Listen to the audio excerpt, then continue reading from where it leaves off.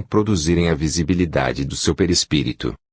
Em 1894, fomos consultados pelo comendador José Alves Ribeira de Carvalho, um dos mais importantes industriais do Rio de Janeiro, sobre um fato que incomodava vivamente a seu amigo e a toda a família deste, estabelecido com fábrica de gravatas à Rua de São Pedro, nesta cidade. Todas as noites, por maior que fosse a vigilância das pessoas da casa, eram borradas de tintas verde Paris, todas as peças de roupa do serviço, inclusive as de vestir, que despiam ao se deitarem. Fomos, com o Sr. Júlio Richard, colega de Carvalho na direção de um banco, fomos os três, à casa perseguida, e vimos a realidade do fato.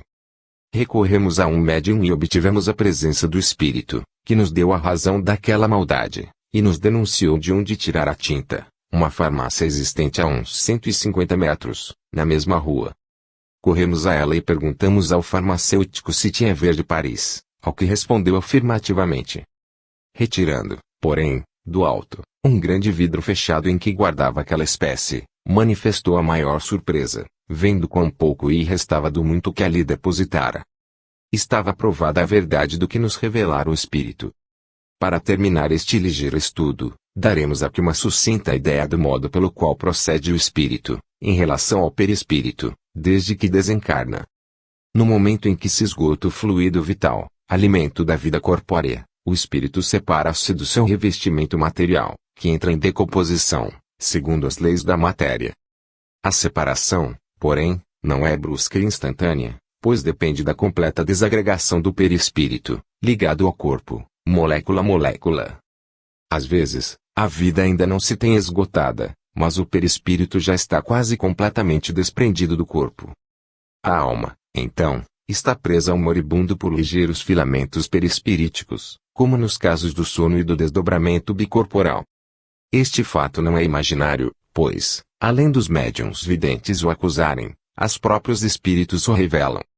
Na Revue Spirit, de Paris, de 1859, encontra-se a seguinte exposição. Mi. Schultz, uma de nossas amigas, que é perfeitamente deste mundo, evocada enquanto dormia, deu-nos várias vezes brilhantes provas de sua lucidez, naquele estado. Um dia, depois de longa conversa, disse que estava fatigada, e lhe apresentamos o seguinte argumento: vosso corpo pode repousar, que não o perturbaremos. É vosso espírito que está aqui, e não ele. Podeis, pois, entreter-vos conosco, que ele nada sofrerá. Estais enganado, respondeu, meu espírito destaca-se efetivamente do corpo, mas fica ali preso, como um balão cativo. Meu corpo serve de esteio ao meu espírito, com a diferença de que este sente comoções que o esteio não sente, e estas comoções fatigam muito o cérebro. É por isto que meu corpo, tanto como meu espírito, precisam de repouso. O desprendimento antecipado, isto é, antes do completo esgotamento do fluido vital, só se dá, ou por violência, ou porque o espírito é muito adiantado. Quem viveu mais da vida espiritual que da material, quem foi, na vida, mais afeiçoado ao dever do que as pessoas, quem não se engolfou nos gozos carnais, assiste como espectador às últimas vibrações de suas forças vitais, só esperando a derradeira para voar ao mundo dos espíritos. Às vezes, porém, já se tem esgotado a vida orgânica, já o corpo tem entrado em decomposição, e o espírito se sente preso a ele. Também não é este um fato imaginário. Além de que os espíritos o atestam, nós podemos conscienciosamente afirmá-lo, porque temos tido, por dezenas, fatos de espíritos se manifestarem, convictos de ainda viverem com seu corpo, e sentindo com os sofrimentos que teve. No Céu e Inferno, de Allan Kardec, encontram-se comunicações de infelizes que levaram anos e anos sentindo-se ligados ao corpo, sofrendo o horror da decomposição deste, sentindo o roer dos vermes nas carnes maceradas. É o mais duro dos castigos, essa perturbação que dá a ilusão de se estar vivo, sendo pasto de vermes. Isto, porém, só acontece aos que viveram pela matéria, cevando-se nos gozos das paixões carnais. É o oposto do que acontece aos que viveram pelo espírito e para o espírito, os quais, antes mesmo da extinção da vida, já se sentem destacados do corpo, prelúdio aos gozos da vida real. Entre estes dois extremos, há infinita variedade, como é fácil compreender. Natural é que se desprenda alegre, do corpo em que esteve encarnado, o espírito que viveu sobranceira aos gozos e grandezas da vida material, e que se desprenda triste o que nunca pensou nos gozos e grandezas da vida espiritual. A razão, pois, vem em apoio da revelação que fazem os espíritos, a respeito do que acontece no momento da chamada morte. Rompidos todos os laços que prendiam a alma ao corpo, é então que vem aquela consciência do seu estado, e de que já não pertence mais ao mundo dos encarnados, e, sim, ao dos espíritos, sua verdadeira pátria, da qual fora desterrada. Nova espécie de existência começa, ou antes, recomeça para ela. O perispírito, mais ou menos material, mais ou menos fluídico, segundo o grau de atraso ou de adiantamento, dá-lhe a forma do corpo que teve, sem possuir, no entanto, os órgãos corporais, pelo que não sente realmente as impressões e sensações materiais. Sente, porém, muito mais livres e desenvolvidas as impressões anímicas, porque, agora, já lhe não tolhe o desenvolvimento de suas faculdades judica ou prisão corporal. Assim é que espírito preso ao corpo só pode ver os objetos que lhe ferem a retina, ao passo que, livre do corpo, a órbita de sua visão quase não tem limite, ou só tem o que lhe traça seu atraso ou seu adiantamento. Efetivamente, sempre que chamamos um espírito que nos dá prescrições médicas, ele nos atende imediatamente, deixando bem provada sua identidade. É esta uma prova de que os espíritos gozam da faculdade de conhecer nosso pensamento e de poderem vir até nós, com uma percepção e velocidade que não temos na Terra. Disto, que parece extraordinário, temos tido inúmeras provas, de que daremos aqui duas. Em uma sessão, a que foi chamado por evocação o grande orador brasileiro José Bonifácio, disse ele que desde a terra cultivara a sublime doutrina que eleva a criatura até aos pés do seu Criador. Entretanto, pensamos nós, não tiveste a coragem de confessá-la publicamente. Concluída a manifestação, e quando o médium se sentava, vimos-lo reerguer-se, dizendo: ia-me esquecendo de responder ao pensamento reservado de um dos amigos aqui presentes. E respondeu-nos, expondo as razões por que procedera daquele modo, em bem da grande causa da libertação dos escravos. O outro fato se deu na sessão ordinária de um grupo, em presença de grande número de pessoas. O médium Brito Sarmento, posto em estado sonambúlico, transmitiu-nos a promessa de Fenelon, de dar-nos um trabalho para nós desconhecido. Mandou-nos escolher 3 dentre os presentes, para fazerem perguntas mentais, a que ele responderia pelo médium. Escolhemos o Dr. Bernardino Bastos, o Coronel Cardoso e o Sr. Silva, genro do bem conhecido Visconde do Rio Branco. Com surpresa e espanto de todos, foram respondidas categoricamente as perguntas mentais que fizeram aqueles 3 distintos cavalheiros. A prova foi brilhante, mas, atendendo a que incrédulos, que ali se achassem, poderiam suspeitar que tivesse havido mancomunação entre nós, o médium e os 3 cavalheiros, dirigimos-nos ao espírito, fazendo-o sentir nosso receio, e pedindo-lhe, se fosse possível, que atendesse a quem quisesse fazer perguntas mentais. Respondeu-nos que, só para não fatigar o médium, limitar o número de perguntas, e que, julgando razoáveis nossos escrúpulos, estava pronto a responder a quem quer que fosse. Dos presentes, só um quis usar da licença, concedida a todos, e este, a resposta que lhe foi dada, ficou tão exaltado que, de voz em grito, pronunciou estas palavras: pensei que era uma farsa tudo isto de espiritismo, e vim aqui para confirmar-me no meu juízo. Agora, porém, tenho em mim mesmo a prova da verdade do espiritismo. Este homem não podia adivinhar meu pensamento, para responder exatamente o que eu pedi. Passando adiante, julgamos inútil dizer que os espíritos livres não sentem fadiga, não precisam de repouso, não sentem fome nem sede, não padecem moléstias, não falam linguagem articulada, mas sim é do pensamento, pelo que, só por meio de um médium nos podem falar a nós, que ao nosso espírito eles falam a linguagem dos espíritos, a troca de pensamentos. Merecem o mais atento estudo os conceitos lançados nesta ligeira exposição. A ligeira apreciação que acabamos de fazer, do espírito em suas relações com o corpo, interrompeu nossa exposição sobre a nova cosmogonia, que precisamos conhecer a fundo, para podermos resolver a questão da loucura, por uma face ainda não conhecida. Reatando, pois, o interrompido curso, procuraremos resumir o mais possível em que nos resta dizer sobre as relações dos espíritos. Vimos que uma vida única é insuficiente para o amplo desenvolvimento da perfectibilidade humana. Vimos que os espíritos não são criados para o corpo, mas, sim, que este lhes é dado como instrumento de progresso. Destes dois postulados, que só podem ser impugnados, ou pela ignorância invencível, ou pela incredulidade sistemática, resultam as seguintes consequências lógicas. Não há uma única vida, nem um único mundo. Não apenas eternas, pois os espíritos têm mais de uma vida corpórea. Não há inferno, pois não apenas eternas e materiais. Não há demônios pessoais, pois não há inferno, nem penas eternas.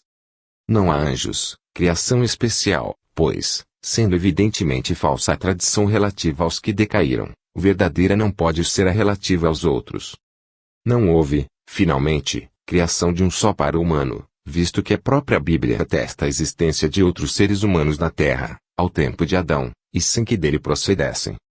Estes princípios, que o Espiritismo consagra, são tão conformes com a razão e com o simples bom senso, que entram naturalmente pela alma. Eles apagam velhas crenças, cobertas com o estandarte da religião, como se cobria com ele a poligamia de Abrão e o dente por dente de Moisés, concessões necessárias ao atraso da humanidade. À medida, porém, que vai evoluindo, o espírito vai ganhando luz, e, à medida que vai tendo luz, vai reconhecendo e repelindo certos preconceitos mais grosseiros e divisando horizontes menos escuros. O menino não vale o homem feito, e o rústico não compete com o ilustrado. É esta a norma de evolução dos espíritos.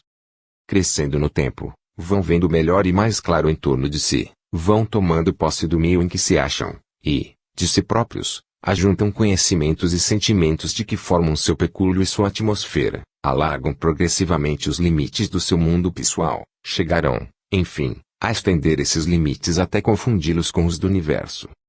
Então, possuirão a ciência das leis da criação, e a virtude da sua completa desmaterialização, que é condição para ver a Deus. Na eterna marcha para a perfeição, deve necessariamente fazer paradas, que são para o homem as vidas corpóreas, e para a humanidade épocas que se abrem pelo desabrochar de grandes ideias, novas revolucionárias da velha ordem estabelecida, e que se fecham pela consolidação dessas ideias em uma nova organização. Assim como de cada existência corpórea o indivíduo humano colhe mais ou menos saber e moralidade, que lhe desfazem erros e preconceitos, sempre havidos por verdades, assim, em cada período histórico, o gênero humano avantaja-se às passadas gerações pela conquista de mais alta ciência, se não de mais alta moralidade, porque o progresso não se faz sempre simultaneamente e equigradativamente pelo lado intelectual e pelo moral, mas sim, quase sempre, alternativamente, cultivando uma ou mais gerações exclusivamente o intelectual, para ulteriormente, elas mesmas, se darem ao cultivo da moral. A verdade, pois, tem caráter absoluto e relativo, absoluto em si mesma, relativo em sua compreensão, na compreensão humana. O homem, instintivo e naturalmente, procura-a, desde que entrou na ordem dos seres, mas, quantas vezes se deixa levar por miragens? Seu destino com acento grave alcançá-la, é erguer, todos os dias, o edifício de suas crenças, sobre a base do que julga que ela é, e todos os dias procurar fortificar sua abra, retirando dela os materiais que julgou bons, mas que reconhece imprestáveis.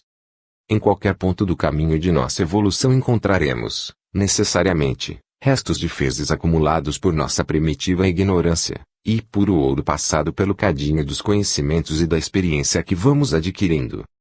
Quem estudar o regime humano, em qualquer desses períodos, será levado a confundir fezes com ouro, porque não pode ter ainda a pedra de toque da verdade absoluta.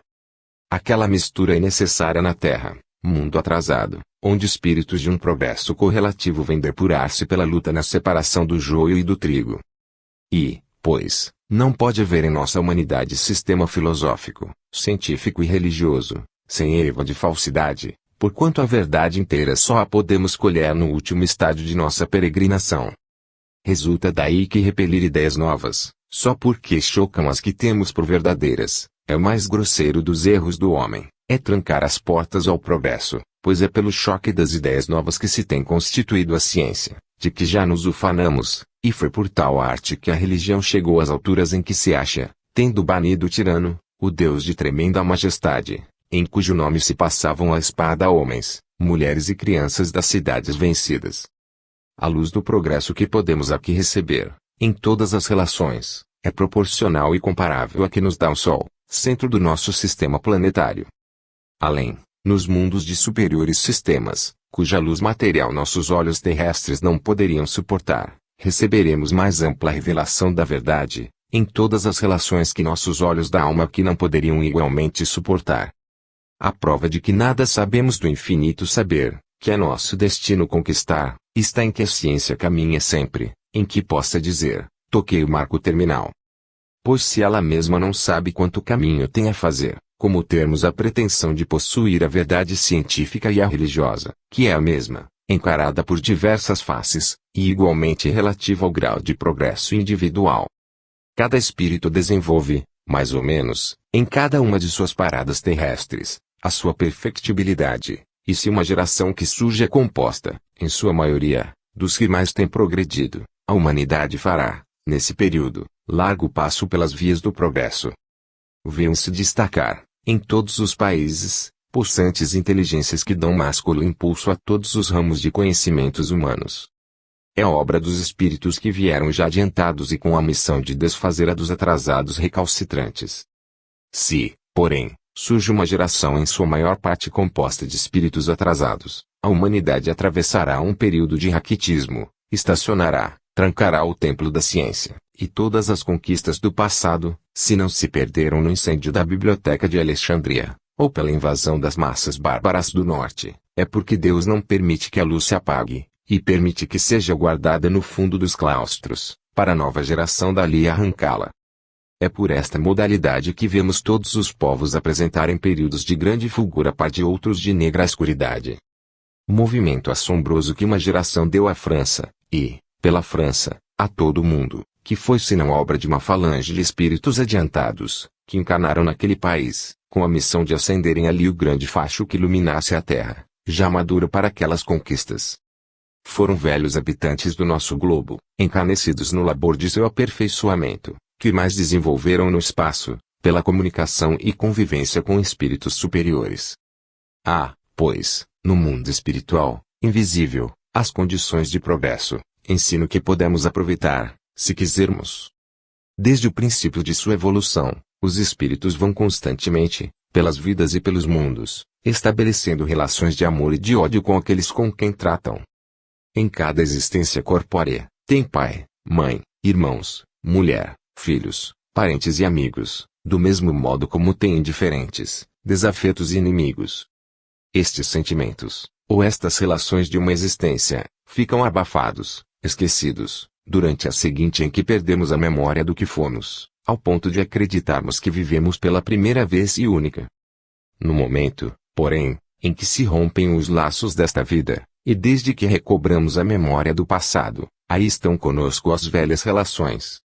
Os que nos amaram e nos amam sempre, e os que nos odiaram e continuam a votar nos ódios, acercam-se de nós, conjuntamente com os amigos e inimigos que fizemos na existência última, que perdemos. É uma renovação de afetos e de repulsões, tais como as que nos comovem na terra, quando encontramos entes queridos, de quem estivemos por longo tempo separados, ou nos aparecem inimigos que supunhamos mortos. É bem verdade, pois, que no mundo dos espíritos há as mesmas relações que na vida material, com a diferença das que se perdem com o corpo. Há grupos familiares, ligados pela similitude de sentimentos, de pensamentos e de aspirações, os bons, ligados por bons intuitos, os maus, ligados por intuitos maus. Nós perdemos a lembrança deles quando os deixamos, para virmos a esta vida, mas eles nos acompanham com seu amor ou seu ódio, porque são livres e guardam a lembrança do que lhes fomos. Isto, que parece imaginário, podemos reconhecê-lo experimentalmente, e nós o temos feito centenas de vezes, e pode fazê-lo quem o puser em dúvida. Os amigos nos ajudam, atuando sobre nosso espírito para o bem. Sobre a influência dos inimigos a nos arrastarem para o mal, temos tido provas destas, chamamo-las com auxílio dos bons, e, com estes, quase sempre logramos convencê-los de que maior mal fazem a si do que as suas vítimas, e, desde que se arrependem e se reconciliam, suas vítimas, que sofriam por sua perseguição, ficam boas. A seu tempo e em lugar próprio, daremos as provas autênticas desta verdade.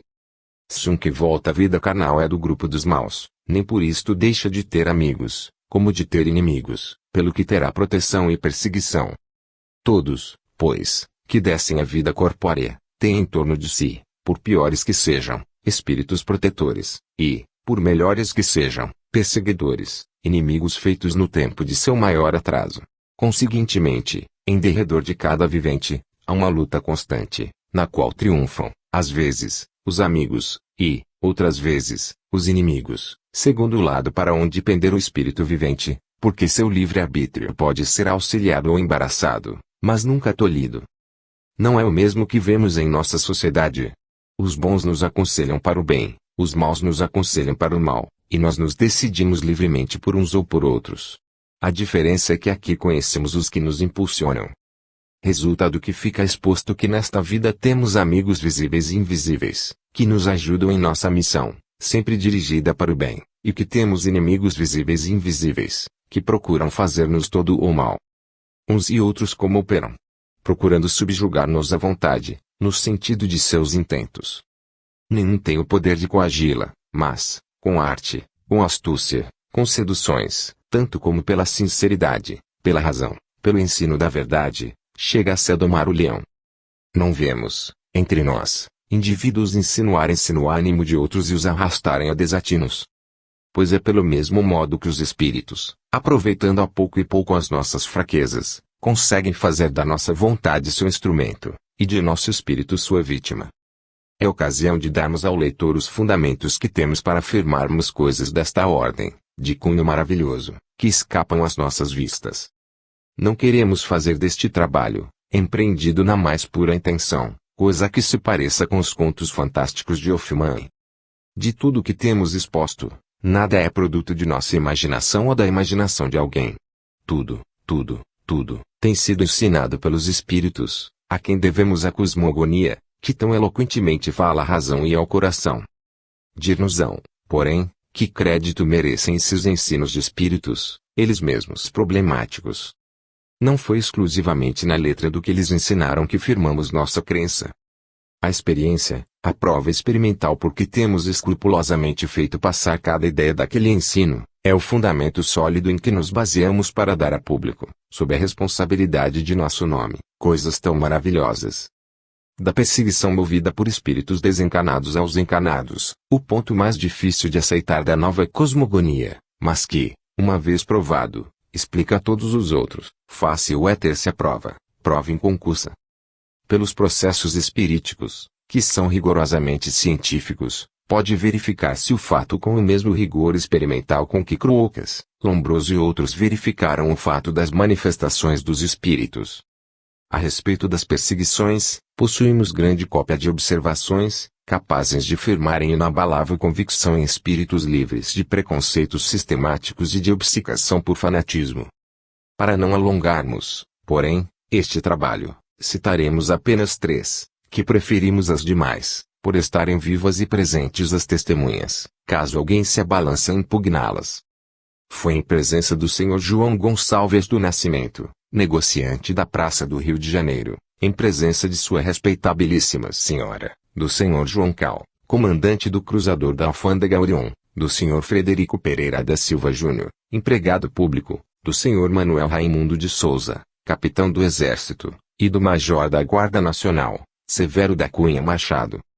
Além disto, a família de Raul Couto, estudante de medicina e objeto da nossa observação, aí está para atestar a verdade.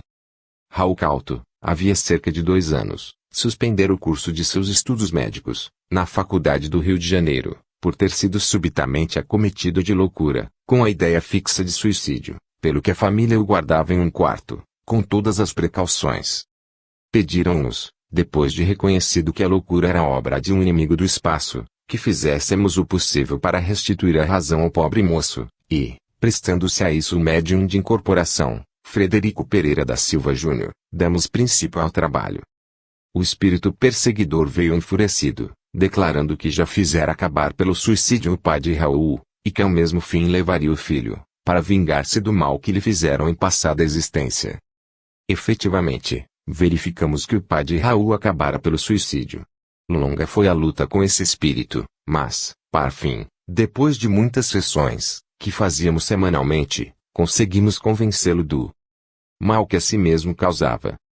Foi isso numa sexta-feira, e só na segunda-feira seguinte foi que pudemos ter notícia da que se passara com Raul, depois do arrependimento de seu perseguidor. Soubemos então, e tivemos a confirmação pessoal do seguinte. Na sexta-feira, pouco mais ou menos a hora em que o espírito inimigo desistiu sinceramente da perseguição, Raul, em sua casa, a distância que vai da Gamboa, onde morava, ao Engenho Novo, onde trabalhávamos, talvez uns 15 quilômetros, despertava, como de um longo pesadelo, chamou a mãe e mais pessoas da família, por quem se tornara indiferente, saiu do seu isolamento, e tão bem se achou que na semana seguinte voltou aos seus estudos, por tanto tempo interrompidos, e tanto se aplicou, que colheu e publicou as lições feitas durante o ano pelo professor de anatomia da faculdade. Durante os seguintes 2 ou 3 anos, tivemos várias ocasiões de vê-lo e de reconhecer a completa integridade de suas faculdades mentais, fato que é comprovado pelas suas aprovações na faculdade. A coincidência da renúncia do perseguidor com o reerguimento das faculdades mentais, é fato digno da maior atenção, e nós asseguramos que mais ou menos rápida, mais ou menos lenta, temos sempre observado esse fenômeno, desde que o perseguidor se converte. Passemos a outro caso. Os jornais desta capital deram notícia de mais uma vítima do espiritismo. Foi o caso de ter ido à casa de uma curandeira esposa de um moço muito conhecido da nossa sociedade, o senhor Canongia, e de ter saído dali louca, de não a poder ter o marido senão no hospício dos alienados. Foi, portanto, registrado por toda a imprensa da capital federal o fato da loucura da moça e da sua reclusão ao hospício. O angustiado marido veio a nós e pediu-nos conselho, como médico e espírita. Reunidos, o Dr. Antônio Luiz Saião, Dr. Francisco Leite Bittencourt Sampaio, Dr. Pedro Saião, cirurgião dentista Tiago Bevilacqua, o negociante Pedra Richard, o guarda-livros Josué Augusto da Silveira Ramos, o negociante Matos Cid, nós e o médium Frederico Júnior, fizemos a evocação do espírito perseguidor de Alice, nome da esposa de Canongia. Veio em fúrias inconvenientemente, por tal modo que apenas adiantamos em saber que era ou tinha sido português, e que perseguia a moça, por tê-lo desprezado, quando ele tinha por ela uma louca paixão. Perseguia e persegui-la-ia por toda a vida. Na sessão seguinte, 8 dias depois, tendo reconhecido que não era mais vivente, como estivera persuadido até ali, esteve mais cordato, ouviu nosso arrazoado, e foi-lhe dado ver o quadro de sua anterior existência, ante o qual ficou horrorizado. Agora reconheço, exclamou, que ela teve razão de sobra para me repelir. Reconciliado, pois, retirou-se do nosso meio, e desde aquele dia Alice começou a manifestar melhoras, até que, aos poucos, recobrou a razão, saiu do hospício e voltou à sua casa, onde vive perfeitamente, há já 6 anos, com o marido e os filhinhos, sem mais sombras de perturbação mental. O fato de não ter a razão imediatamente voltado, e sim apenas despontado, logo que cessou a pressão, foi devido aos fluidos maus do perseguidor, que levam mais ou menos tempo a ser eliminados, segundo o grau de receptividade moral do perseguido. Apesar de retirada a causa, não cessou logo o efeito, porque o efeito já estava bem gravado e precisava de tempo para se desfazer. Isto é uma lei patológica, que não nos cabe aqui desenvolver. O terceiro fato é incompleto, mas dá tanta luz à questão, que o preferimos a outros. Antônio José Bruno, porteiro da Escola Municipal de São José, nesta capital, tem um filho de seu nome, que trabalhava como marceneiro numa fábrica de móveis da Rua da Conceição. Um dia, fomos procuradas pela mulher de Bruno, para acudirmos ao rapaz, que se tornara intolerável, procurando rixas com as pessoas da família, e ultimamente fazendo atos de rematada loucura. O dia seguinte era o de nossos estudos experimentais, e, pois, desconfiando da existência de uma influência estranha, dissemos à mãe do rapaz que o trouxesse naquele dia, às 10 horas da manhã, para que examinássemos antes da sessão, que era às 4 horas da tarde. Veio com extraordinária relutância, e veio por nos dever respeito e obediência, em razão de sermos antigo médico da família, que o vimos nascer e crescer. Veio, mas olhava-nos com olhos de tigre. Não lhe arrancamos nenhuma palavra, mas aproveitamos o tempo, moralizando-o, e principalmente ao seu perseguidor, que não tivemos dúvida sobre sua presença ali. Em meio daquele trabalho, entrou na sala, onde se achava conosco o comendador Domingos Gonçalves Pereira Nunes, o médium Brito Sarmento, que, mal foi tomando uma cadeira sem saber do que se tratava, foi acometido pelo espírito, com tal fúria, que, se não fora Brito médium perfeitamente desenvolvido, teria sido tomado. À hora da sessão, tendo o rapaz voltado para casa, reuniram-se na sala dos trabalhos o doutor João Batista Maia de Lacerda, comendador João Gonçalves Pereira Nunes, Lourenço Rodolfo de Ataíde, professor, e outros. O médium Brito recebeu o espírito que antes quisera tomá-la de surpresa, o qual começou, dizendo-nos: venho pagar-te o sermão de hoje de manhã. Não houve argumento, não houve razão, não houve esforço que abalasse o infeliz. Firme como uma rocha, deu-nos o seu ultimato: não há poder capaz de suspender minha vingança. Ah, respondeu-lhe, pelo médium Lacerda, um espírito superior, ao poder da justiça do Senhor, que, em vista da humildade com que tua vítima tem sofrido tua perseguição, retiro de tua ação, para não mais poderes fazer-lhe mal. Fazendo juras de mostrar seu inquebrantável poder, saiu o perseguidor, mas o caso foi que o perseguido apresentou-se-nos 5 dias depois, em perfeito estado mental, e disse-nos que vinha agradecer-nos a cura, e que dali seguia para a fábrica onde já havia retomado seu lugar. Dissemos que esta observação não foi completa, porque temos sempre conseguido a reconciliação da vítima com o algoz, o que nos foi impossível neste caso. Entretanto, também dissemos que dela ressaltava muita luz, o que se patenteia pela comparação com as 2 anteriores. Do que fica exposto, resulta que a alma se relaciona com o corpo pelo perispírito, que é este que transmite, a um, as impressões, e, a outro, as volições, que é ele que dá aos espíritos desencarnados a forma e caracteres do corpo que tiveram. Por este modo fica, no presente capítulo, satisfeita a 4ª interrogação da introdução, como, no capítulo precedente, o foram a 1ª, 2ª e 3ª. O que, porém, sobreleva do que nos ocupou nesta parte do nosso trabalho, e a evolução dos espíritos, que aí deixamos longamente descrita, e que põe em relevo o seguinte notável fato. O mesmo caráter moral do homem, nesta vida, é o do seu espírito, na outra vida. Daí a seguinte conclusão.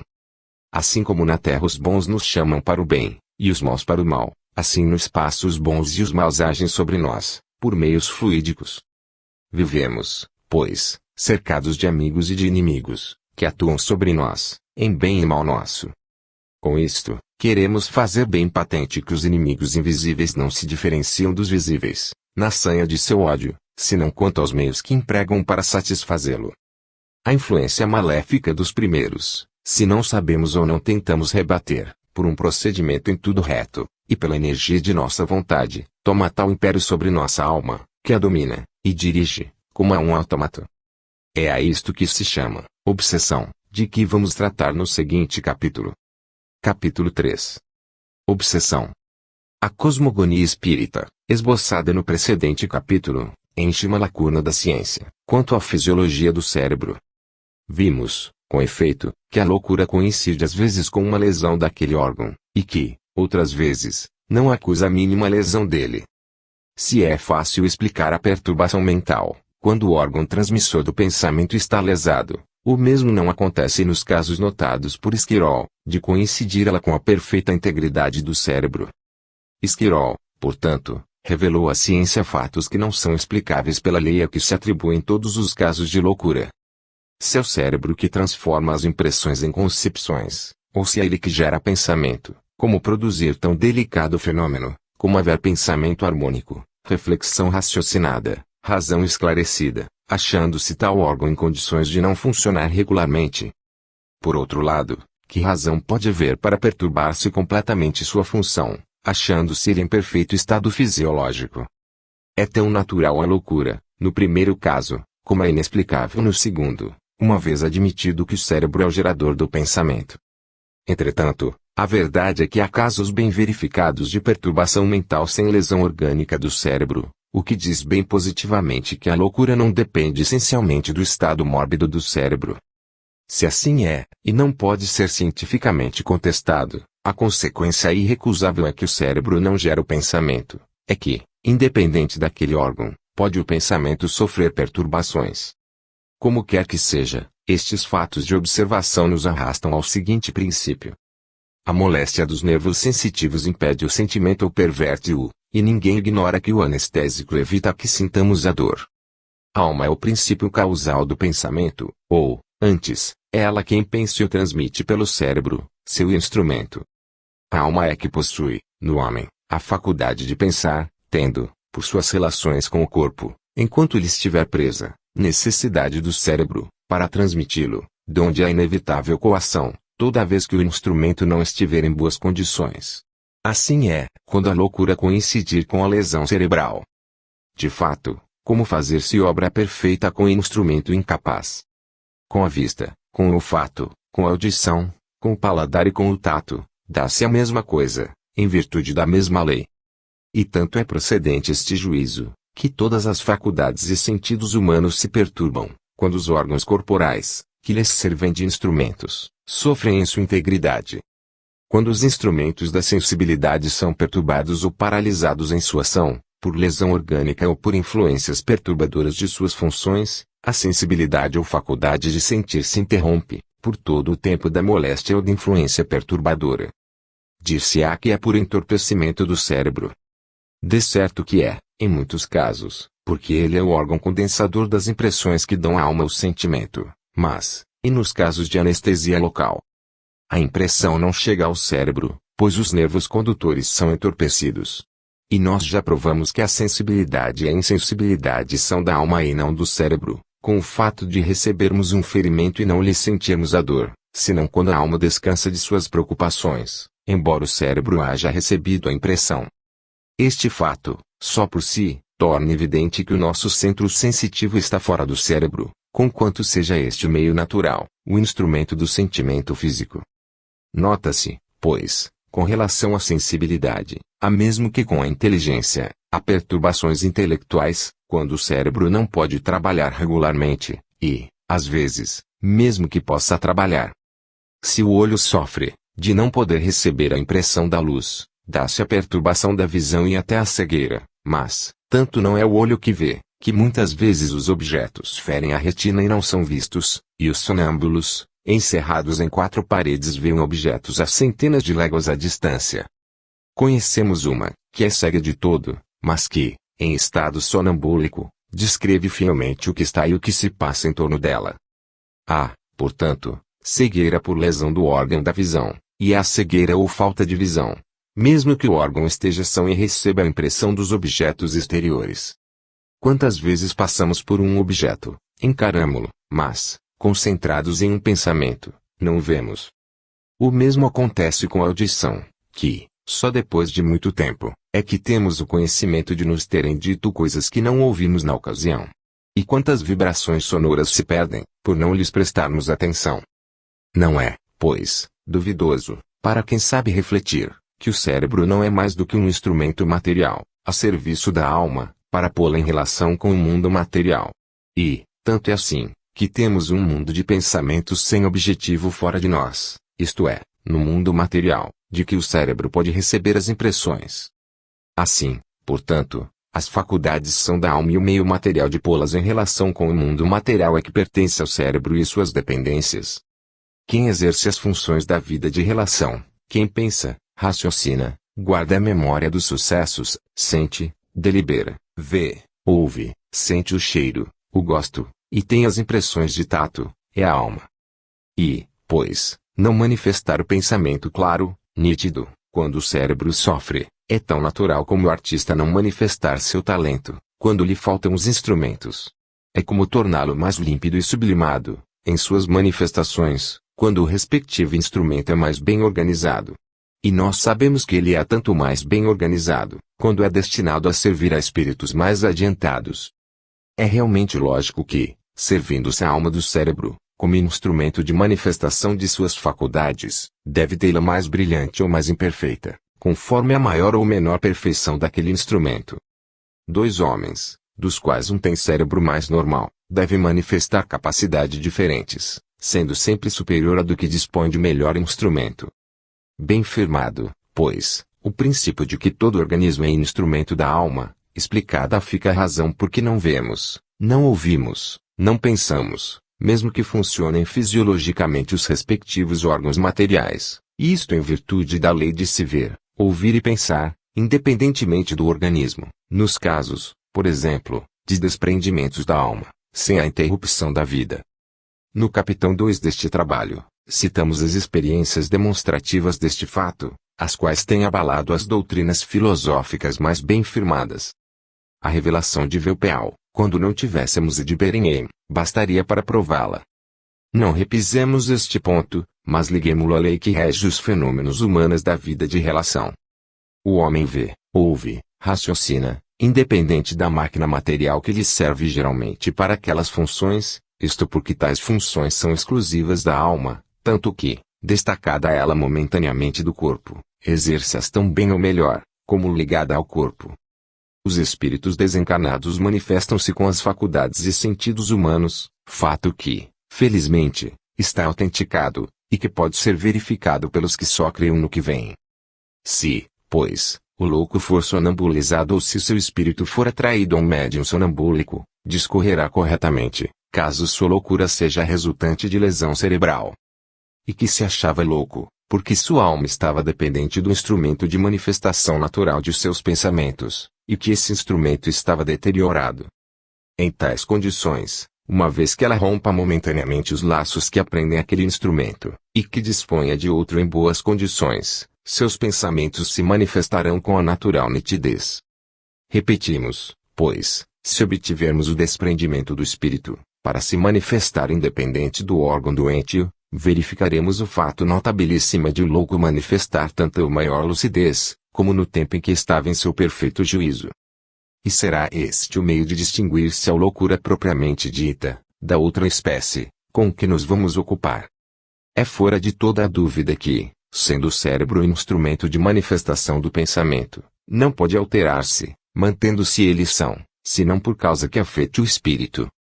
Uma função só se perturba, ou por lesão do órgão ou por lesão do agente. Assim, um engenho pode parar, ou por ter quebrado uma peça ou por desarranjo do motor. Se, pois, a loucura se explica perfeitamente pelo desarranjo cerebral, o engenho, o mesmo não se dá quando o perfeito estado do cérebro, engenho. Neste caso, é preciso procurar a causa do mal fora do órgão, do engenho, e já sabemos que é no agente, o motor, que devemos procurá-la. Ora, sendo agente do pensamento o espírito alma, é óbvio que a alma ou o espírito se filiam os casos de loucura que não têm sede no cérebro. São os casos observados por Esquirol e por outros respeitáveis fisiologistas. O que determina tão singular perversão de uma faculdade da alma é digno das mais sérias pesquisas, não só para satisfação de uma muito natural curiosidade, como para obter-se uma segura orientação no tratamento da mais cruel das enfermidades do homem, da que lhe abate o caráter essencial de ser humano. A ciência nadará em um oceano de incertezas, enquanto acreditar que a loucura depende exclusivamente do cérebro. Em tal hipótese, o que é racional é tratar em si todos os casos de loucura pelo mesmo sistema, pelo emprego dos meios que curem o cérebro. E quando o cérebro nada sofrer, distinguir, portanto, uns de outros casos, os que dependem do cérebro dos que nada têm com ele, é facilitar a marcha da ciência, em seu empenho de curar. Parece intuitivo que não pode convir a ambas as espécies o mesmo tratamento. A cura das moléstias de fundo orgânico e a das que são efeitos de causas morais, não se pode alcançar pelos mesmos meios. Ninguém se propõe a curar, com tisanas, moléstias morais, nem a curar por meios morais moléstias orgânicas. Um hipocondríaco, por lesão do fígado, trata-se por meios terapêuticos, mas um que sofre de spleen não se cura com aquele tratamento. A ciência precisa distinguir as causas físicas das morais, para poder aplicar às moléstias os meios correlativos. Ora, a loucura, como temos demonstrado, é moléstia de fundo orgânico, nuns casos, e é de fundo espiritual, noutros casos. Logo, a ciência precisa bem conhecer esta diferença, para variar de ação, segundo a espécie. Tudo o que ela sabe, até hoje, é exclusivamente aplicável aos casos orgânicos, porque, até hoje, apesar da ponta do véu levantada por Esquirol, ela não tem cogitado de discernir espécies de loucura. Importa, pois, abrir larga discussão sobre este ponto, para não continuar a desordem no tratamento, confundindo-se na ordem das loucuras incuráveis, como são quase todas as causadas por lesão cerebral, inúmeros casos de natureza desconhecida, e que, como provam os exemplos acima citados, são suscetíveis de cura. Para distinguir-se esta nova espécie, chamar-lhe-emos loucura moral, ou mais apropriadamente, loucura psicológica, por tratar-se da perturbação da faculdade anímica, e não do instrumento da manifestação. Como quer que seja, cumpre-nos indagar como e por que se dão aquelas perturbações, e quais os meios de combatê-las, etiologia e tratamento, visto que, no estudo de etiologia, há ensejo para descobrir-lhe a natureza. A empresa é árdua, sendo nós o primeiro que a comete, e, por isto, sem onde beber luz. Já sabe, porém, o leitor que vamos procurá-la nas ideias enunciadas pela ciência espírita, que se funda na observação e na experiência. Não são, conseguintemente, fantasias as considerações que, por bem da humanidade, e maior progresso da ciência, nos propomos desenvolver aqui. São ilações lógicas dos princípios irrecusáveis, que formam o contexto daquela ciência, cujas primeiras eleições já deslumbrando o mundo, preocupando os mais altos espíritos de todos os países. Como, porém, toda ideia nova, por mais sublimada que seja, encontra sempre a mais enraivecida oposição, firmaremos em prova se de fato o que vamos expender. A preexistência dos espíritos encarnados é a chave do primeiro problema, que nos temos posto, conhecer a causa da loucura psíquica. É neste princípio tão racional quanto de fácil experimentação, que vamos procurar o valor do nosso X. Por sucessivas existências, encaminham-se os espíritos ao destino humano, como já foi amplamente explicado. Também já o foi que a variedade de disposições intelectuais e morais dos homens é a resultante do maior ou menor esforço empregado por cada um em suas vidas anteriores. E como o saber e a virtude pertencem ao espírito, e não ao corpo, compreende-se que cada homem leva para a vida espiritual o saber ou a ignorância, a virtude ou a maldade que teve na vida corpórea. O que foi caridoso continua, depois da morte, a desejar o bem de seus semelhantes. O que foi malfeitor continua a desejar todo o mal aos que ainda penam na terra. Assim, o mundo dos espíritos é o reflexo do mundo a que chamamos dos viventes. Assim como há na terra quem faz o mal só pelo gosto de fazê-lo, assim, no espaço, esses mesmos continuam sua danação, obra de seu atraso. E, do mesmo modo como vemos criaturas arriscarem a vida, para satisfazerem uma vingança, assim, no espaço, esses tais não esquecem o mal que se lhes fez e de que juraram vingar-se, na última ou em qualquer das passadas existências. Esses maus espíritos, que representam o papel atribuído ao demônio, têm a faculdade de fazer-nos mal, atuando fluidicamente sobre nós, como em vida atuavam materialmente. Não nos espancam nem nos ferem o corpo, mas nos inspiram maus pensamentos, maus sentimentos, resoluções terríveis. Chegam a dominar nossa vontade, ao ponto de nos tornarem submissos, como um hipnotizado. Temos o direito e o poder de reagir, repelindo suas insinuações, mas não vemos na vida como certos perversos vão pouco a pouco seduzindo aqueles que marcam para suas vítimas, até dominá-los, e os levarem para onde querem, e disporem da sua vontade. O fato, pois, da influência dos espíritos sobre os viventes, é o mesmo da que estes exercem, uns sobre os outros. Tal influência apresenta diversos graus, vai da simples insinuação à dominação completa da vontade.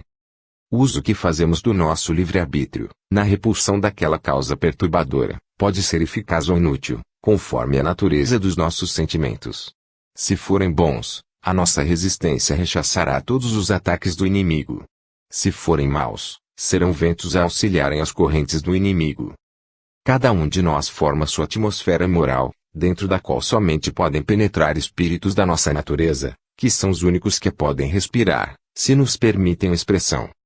Assim, ao que modela suas ações, seus pensamentos e seus sentimentos, pelas normas do dever e do bem, não podem chegar senão espíritos adiantados, jamais os maléficos. Vice-versa, ao que leva a vida desregrada, mais preocupado com a satisfação de seus instintos carnais do que com o cumprimento de seus deveres, segundo o bem, não podem chegar senão espíritos atrasados, que só arrastam para o mal, jamais os benéficos, salvo os que vierem em missão de caridade. Entre estes extremos, uma infinita variedade, propendendo mais ou menos para a resistência, ou mais ou menos para a submissão. Se o homem bom, que é por isto assistido pelos bons espíritos, desfalece na prática do bem, porque seu livre-arbítrio é incoercível, rompe por suas mãos o cordão sanitário que o isolava dos maus espíritos. Se a fraqueza é transitória e o reerguimento pronto, o eclipse apenas visível aos habitantes do mundo espiritual será um ponto negro no livro de sua vida, de que o acusará a própria consciência. Se, porém, o infeliz, longe de reagir sobre si mesmo, se entrega ao desânimo, seus amigos invisíveis se afastarão e os inimigos o tomarão a si.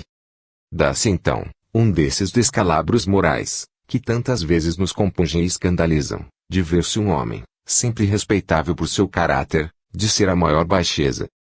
Estudai esses desastres e reconhecereis que são sempre devidos a um desfalecimento seguido de um arrastamento.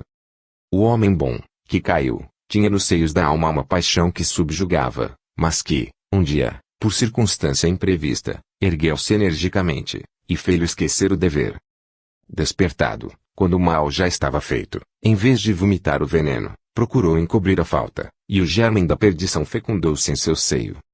Eis o desfalecimento. Com ele abriu a porta aos maus espíritos, que o provocam a saciar aquela paixão, já uma vez superior à sua vontade, e um pouco por já ter a alma desvirginada, e, ainda, pela influência do inimigo senhor da praça, ele impelido pelo plano inclinado. Começa tremendo, como quem foi surpreendido, vai-se paulatinamente acostumando à falta, para a qual descobre escusas, e acaba desprezando o que sempre teve por sagrado e abraçando como sagrado o que sempre teve por desprezível. Isto é obra do arrastamento. Assim, portanto, vivemos rodeados de espíritos que nos inspiram para o bem, e de espíritos que nos arrastam para o mal. Nem uns, nem outros podem calcar o nosso livre-arbítrio, mas é o nosso livre-arbítrio que nos faz aceitar antes estas do que aquelas sugestões, a dos amigos ou a dos inimigos. Somos, pois, sempre livres em escolher a sociedade de nossa alma. Dando preferência dos maus espíritos, não corremos somente o risco de tomarmos maus conselheiros, senão, principalmente, o de abrirmos a porta a uns tantos que, além de maus, sejam também nossos inimigos pessoais, sedentos de vingança contra nós. Suponhamos que, em remota existência, abusamos do poder, fazendo nossas vítimas quantos incorreram em nosso desagrado, que esmagamos o coração de um infeliz, separando da esposa amada, dos ternos filhinhos que acabaram na miséria, e ele na fúria do maior desespero. Esta vítima de nossa perversidade expirou jurando vingança, e, espírito atrasado, que não compreendia a sublimidade do destino humano, a que ninguém pode chegar senão pelo amor a Deus e ao próximo, mal teve a consciência de seu estado de espírito livre, e a memória de sua extinta vida corpórea, continuou a respirar somente vingança. Fareja, procura descobrir onde paira seu cruel verdugo, vê-la do espaço, seu desprendimento do corpo, acompanha-o na erraticidade, assiste com satânico prazer a sua reencarnação, e acompanha-o na nova existência, com a solicitude de seu ódio, esperando o momento suspirado de cair sobre ele. Suponhamos que o reencarnado, por obra de um sincero arrependimento, tenha vindo sinceramente resoluto a reparar suas maldades. Neste caso, seus pensamentos, sentimentos e obras se modelarão pelas normas essenciais à sua missão reparadora, e não permitirão a aproximação de maus espíritos. Que suplício para aquele inimigo, vê-lo invulnerável pela prática do bem, que o arrancará por fim a seu ódio. O lobo dá 1000 voltas em torno do redil, enquanto a mansa ovelha dorme tranquila, mal pensando que é tão vigiada e ameaçada. Suponhamos que se dá aqui um caso de desfalecimento. O espírito maléfico ascende sem satânicas alegrias, sentindo que se abala a atmosfera isoladora do que fora seu verdugo. Lá está a brecha por onde penetrar, a satisfazer as quase extintas esperanças de vingar-se. Exploravelmente a causa da perturbação da alma que quer esmagar, empresta-lhe cores mais tenebrosas, e destarte vai semeando a perdição. Sutilmente, insinua-se, disfarçado em amigo, e, quando se acha senhor da confiança, dá o assalto à fortaleza, subjuga a vontade de sua vítima, até fazer dela instrumento passivo da sua. Para chegar a este resultado procura perturbar-lhe a razão, o que consegue par modos, ora aproveitando as afecções orgânicas, ora jogando com as afecções morais. Chegado ao ponto de ter completamente hipnotizado sua presa, fala passar por qualquer dessas inumeráveis variedades de perversão moral, que se dão em espetáculo entre os alienados. Sua sede está saciada, mas a sede de vingança mais se abrasa, quanto mais se sacia. O que o infeliz lhe fez, ele retribui no décuplo, porém, ainda quer mais, e, quanto mais o esmaga, mais trabalha por esmagá-lo, mesmo depois de tê-lo feito um louco. A este estado, a ciência chama loucura, mas esta loucura o espiritismo chama obsessão. É loucura, porque é efetivamente uma perturbação das faculdades mentais, mas não é a loucura por tal conhecida, porque esta depende da lesão orgânica do cérebro, e no caso não se dá semelhante coisa. É a loucura em que Esquirol não encontrou lesão cerebral, é a loucura psíquica. Conhecida a dupla causa da moléstia que apresenta os mesmos sintomas, embora tenha muito diversas origens, é curioso conhecer como podem causas de naturezas tão diferentes produzirem efeitos tão semelhantes. É curioso, dizemos, porque não se pode compreender como uma lesão orgânica e uma influência moral possam produzir o mesmo resultado. Mais ou menos, já sabemos como, nos casos de loucura, se rompe a harmonia de ação da alma e do cérebro, do ser pensante e do órgão da manifestação do pensamento. O fato dá-se pela simples razão de não poder o aparelho prestar-se ao serviço, ou antes, de só o poder fazer imperfeitamente, por seu estado mórbido. O cérebro, pois, perturbado em sua função, e não podendo transmitir integralmente o pensamento, como formulou a alma, determina a loucura. Se a lesão se acalma, a manifestação dá-se mais regularmente como nos períodos lúcidos. Quando, por qualquer motivo, exacerba-se, dá-se o recrudescimento da perturbação. Isto é nos casos de loucura por lesão cerebral. Vejamos agora como se dá a mesma loucura, por obsessão, sem lesão cerebral, por influência fluídica dos espíritos. A alma que formula os pensamentos como sempre, sem a mínima perturbação, e, de sua parte, o cérebro está nas melhores condições para transmiti-los. Temos, pois, agente e instrumento nas condições precisas para a elaboração e transmissão dos pensamentos. O que, então, determina em tais casos a perturbação mental? O que determina, não a perturbação mental, porque a alma não enlouquece, mas a perturbação na transmissão do pensamento, é a interposição dos fluidos do espírito obsessor, entre o agente e o instrumento, de modo que fica interrompida a comunicação regular dos dois.